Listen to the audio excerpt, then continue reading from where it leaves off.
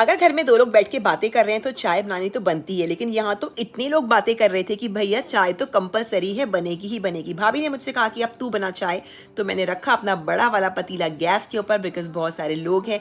मस्त कूटा मैंने अदरक को, अच्छे से उसका पूरा जूस निकाल दिया, उसके बाद डाला मैंने दूध, और यहाँ बन रही है अदरक वाली चाय क्योंकि मौसम इतना अच्छा है। बच्चों को पीना था नींबूज, तो उनके लिए बन रहा है चिल्ड नींबूज। और यहाँ दूध डाल के मेरी चाय हो गई थी रेडी। मैंने सबको चाय सर्व कर दी। जैसे बताया था मैंने आपको कि मेरे मायके में आए हुए थे भाभी के मायके वाले, भाभी की मौसी आई हैं श्रीनगर से, जो काफ़ी टाइम बाद आई थी। तो हम लोगों ने चाय पी, गप्पे लगा ली।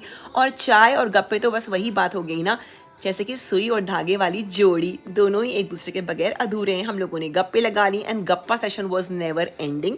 उसके बाद सब लोग अपने घर को चल दिए। तो हम लोग बाहर चले गए उन्हें सी ऑफ करने के लिए, मगर पापा तो हमेशा बोलते हैं तुम्हारी गप्पे खत्म ही नहीं होती हैं, घर के अंदर भी गप्पे लगाते हो और घर के बाहर छोड़ने जाते हो और वहाँ भी गप्पे ही लगाते रहते हो। फिर मैंने आंटी से कहा कि आंटी देखो वो रखा है मैंने कैमरा, तो आंटी कैमरे के पास चली गई बाय बोलने के लिए। उसके बाद आंटी ने बाय बोला और हमने आंटी को बाय बोला, आंटी को प्रणाम किया, आंटी के पैर छुए, उसके बाद सबको सी ऑफ किया और हम चल दिए वापस अंदर, क्योंकि भैया आए हुए हैं दिल्ली से, मेरी मौसी के बेटे पिंकू भैया। तो मैं थोड़ी देर वहीं रुक गई थी उनसे गप्पे लगाने के लिए, क्योंकि वो भी कल वापस जा रहे हैं दिल्ली। तो मैं थोड़ी देर वहीं रुक गई उनसे बात करने के लिए। और यहाँ टुक्कू काट रही थी लौकी की सब्जी, जो कि वो ऐसे काट रही थी, मैंने बोला टुक्कू हाय भगवान, लौकी तू आज काटेगी, कल सुबह तक कटेगी और ये बनेगी कल रात को।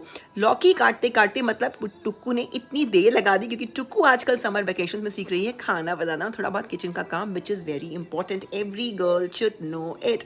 यहाँ पे हो रहे हैं वीनू के ड्रामे के मुझे खाना नहीं खाना है, और टैनी की तो अलग ही ट्रेन चली पड़ी है, पता नहीं किस बात पे नाराज़ है, ज़मीन से उठ ही नहीं रही है। उसके बाद उसका मूड को ठीक किया मैंने, फिर उसे खाना खिलाया और हमने थोड़ी सी गप्पें और लगाई, खाना वाना खा के पेट पूजा करके हम वापस चल दिए अपने घर को। आज के लिए इतना ही, अब मिलूंगी आपसे न्यू ब्लॉग में, तब तक ले बाय बाय, नमस्ते, हरि ओम।